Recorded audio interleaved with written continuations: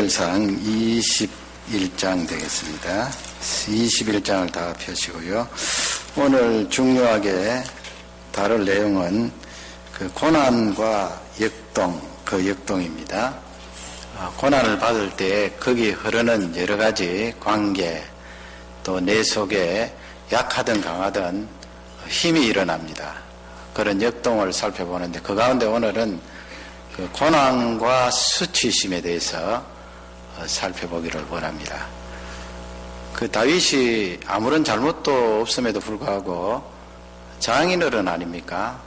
그 장인 어른에게 쫓겨서 30세까지니까 거의 10년 이상 이제 도피 생활을 하게 되는데 사는 게 아니죠. 뭐 요즘처럼 어떤 주거할 수 있는 안전한 곳이 있는 것도 아니고 동굴로 다니기도 하고 광야에 숨기도 하고 그런 생활을 10년 이상 그렇게 했다고 보면 굉장한 고통 속에 살았던 것을 볼 수가 있습니다.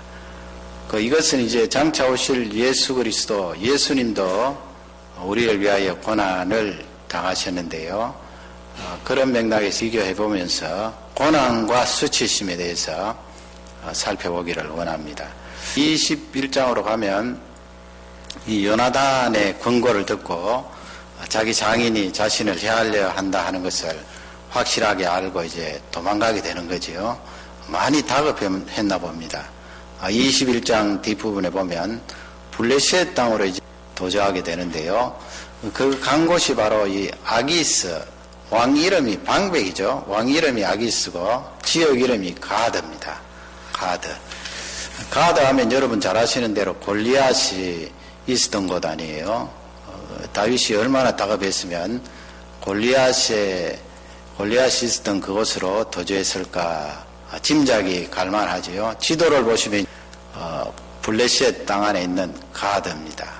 레자 밑에 보시면 거기 2번, 3번 그 사이 보시면 가드라고 있는데 지중해 해변 쪽으로 그렇게 있는 이 블레셋 땅에 있는 성읍 중에 하나가 되겠죠. 블레셋이라는 그 나라는 이런 여러 명의 방벽을 합쳐서 이제 한 나라를 이루게 되는데 한 통치자가 있는 것이 아니고 여러 방벽이 모여서 나라를 이루게 되는 것입니다. 그러면 이제 거기 다윗이 이 가드 땅에 들어갔을 때 사람들이 알아보겠죠. 왜 모르겠습니까? 지금 시기적으로 봐서 사무엘상 17장과 21장 그 사이는 그렇게 오랜 시기가 흐른 게 아닙니다. 그리고 뭐 바짝 가까이 있었던 블레셋 사람들인지라 다윗에 대해서 확실히 알고 또 여인들이 불렀던 노래 있잖아요. 사울이 죽인 자는 천천히고 다윗이 죽인 자는 만만이다는 그 노래를 블레셋 사람들도 잘 알고 있었기 때문에 다윗을 보자마자 알게 된 거예요.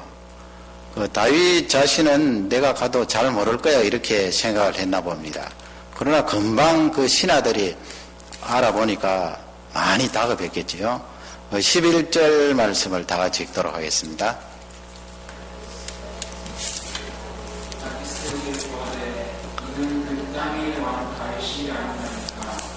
우리가 춤추며 이 사랑의 일을 창망하여 가로되 사울의 주인자는 천천히요 다윗은 만만하도다 하지 아니하리라 한지라. 그 사람들이 이스라엘 여인들이 불렀던 그 노래를 이렇게 이야기를 하면서 그 다윗을 알아보는 것입니다. 식은땀이 났겠지요. 12절 보면은 심히 두려워하는 내용이 나와 있습니다. 12절을 다 같이 읽겠습니다. 다윗이 말을 그 마음에 두고 가드와 아기스를 심히 두려워하여. 두려워하지 않을 수가 없죠. 뭐 아기스 왕이 당장 잡아라 집어넣으라 하면은 그 목숨이 이제 파리 목숨이 되는 것입니다.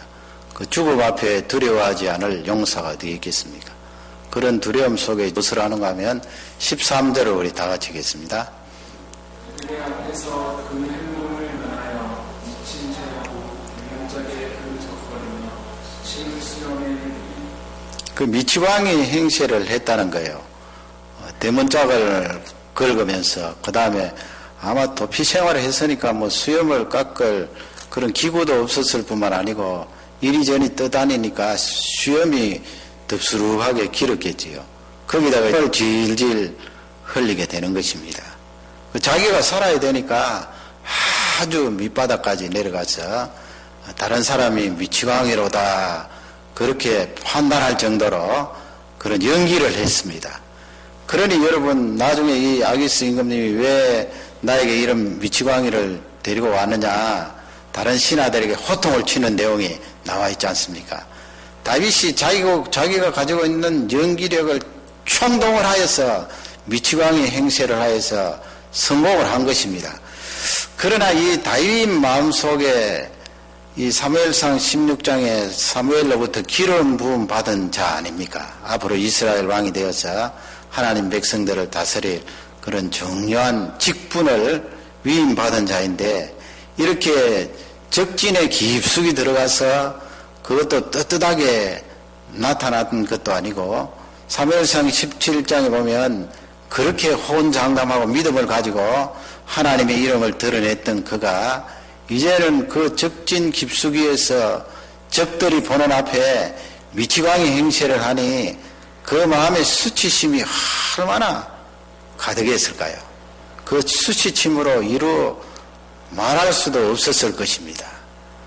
여러분, 고난을 당하게 되면 이런 수치심이 사람에게 찾아올 수 있다는 거예요. 그 요셉도 한번 생각해 보세요. 다른 것보다 가장 가슴을 아프게 하고 그의 마음속에 수치심으로 가득 차 있게 된 것이 무엇일까요? 자기가 가장 사랑했고 아꼈던 형들이 자기를 팔았다는 거예요. 그 견딜 수 없는 거지요. 그 수치심입니다. 아담과 타락 이후로 우리 사람에게 들어온 중요한 부정적인 감정 가운데 하나가 바로 이 수치심입니다. 이 수치심이 적당히 있으면 또 사회생활 하는데 자기 자신의 그 어떤 그 명예시험을 생각하여서 또 건강하게 사회생활을 할 수 있습니다만, 이렇게 밑바닥까지 들어가 버리면 자기 자신이 용납이 안 되는 것입니다. 많은 경우 이 수치심을 느끼게 되면 자기 자신을 아무 형편없게 그렇게 간주하기 때문에 그것이 더 힘든 거예요. 다윗도 여러분 한번 생각해 보시기 바랍니다. 아무리 왕으로서 기름 부음을 받았다고 해도 그 적진에 가서 미치광이 노릇을 했으니 그 마음의 수치심은 대단했을 것입니다.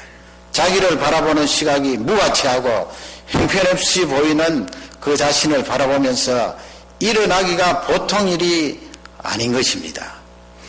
그 러시아의 최호프라는 그런 작가가 관리의 죽음이라는 그런 단편을 썼습니다. 간단한 작품인데요. 체르바노프라고 하는 이반 체르바노프라고 하는 주인공이 있습니다.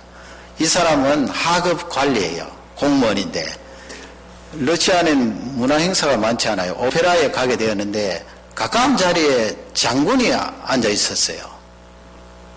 이제 좀 불편하지만 그래도 좌석이 그렇게 되어 있는지라 같이 앉아서 관람을 하게 되는데 이반이 이제 관람 중에 재채기를 하는 거예요.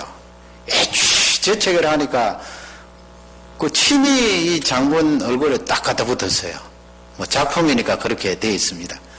그러니 여러분, 한쪽은 장군이고 재채기한 자신은 하급 관리인데 얼마나 미안하고 몸둘 바를 몰라 했어요. 뭐 당시에는 또 이 지위가 상당히 그 어떤 영향력을 주니까 뭐 몸둘 바를 모르겠죠. 그래서 미안하다고 사죄를 하면서 불안해서 견딜 수가 없는 거예요. 입안에. 쉬는 시간 있잖아요. 쉬는 시간에도 장군에게 찾아가서 백부의 사죄를 하니까 장군이 뭐 괜찮다, 그럴 수 있는 일이지, 나 아무렇지도 않다.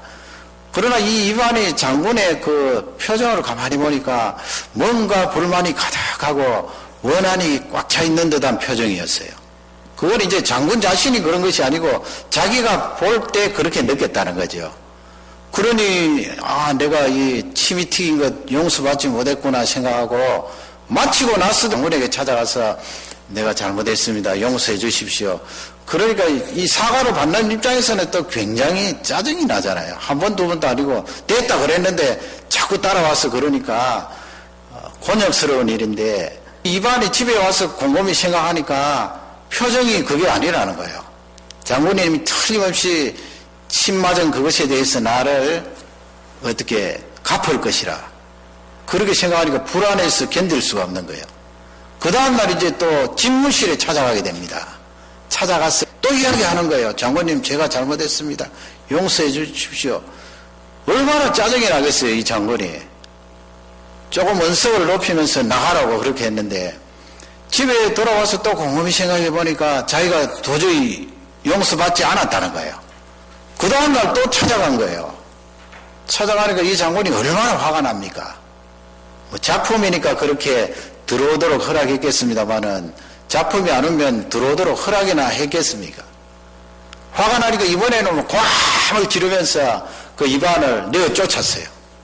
그래서 이 작품에 보면 거의 힘을 소진한 입안이 터덜터덜 집으로 와서 자기가 입고 있는 유니폼을 입은 채로 소파 위에서 숨을 거두었다 하는 것이 이 단편의 끝이에요, 여러분.